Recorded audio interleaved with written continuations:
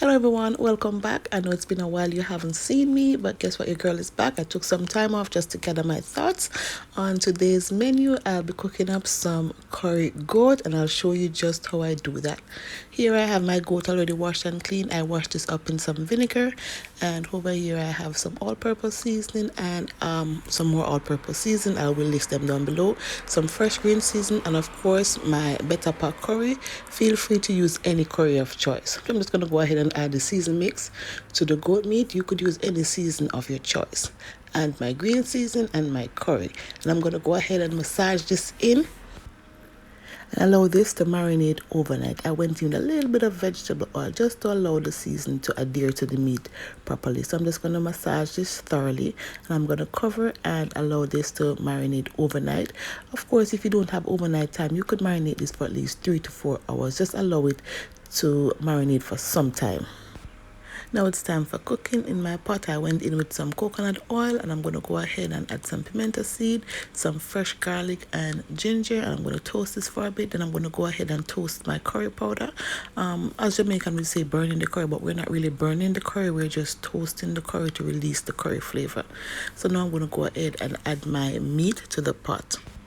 I'm going to go ahead and coat this generously in that curry and then cover it and allow it to sweat and make its own juice. Then I'll show you what I'll do next.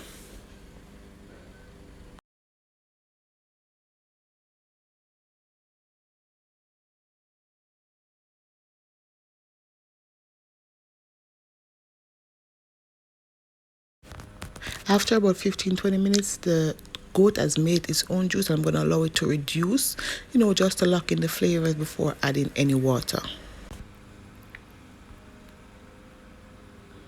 Now I'm going to go ahead and rinse that bowl out that the meat was in and add the water to the goat. Now this is going to take some time to cook. This took around an hour to cook, so it depends on the texture of your meat, and you want to cook it until you have your desired texture that you are looking for. It doesn't have to take the same time. So here I have some seasoned cubes, Irish potatoes, bell peppers, scallion, thyme, onion, and some pimento seeds, and I'm going to go ahead and add this to my pot once my meat is cooked.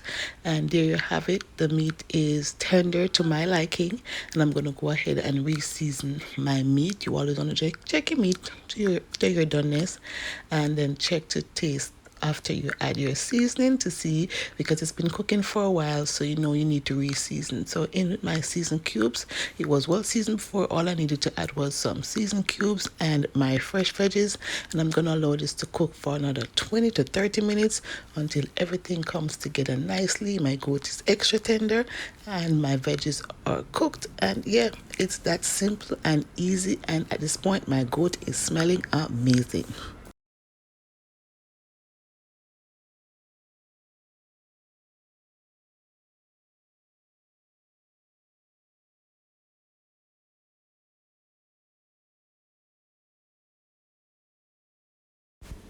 And after 30 more minutes, my goat is nice and cooked, and this is the finished product. Of course, you could reduce it to however thick you like your gravy. Right here is perfect for me, and I'm going to go ahead and show you how I serve mine up.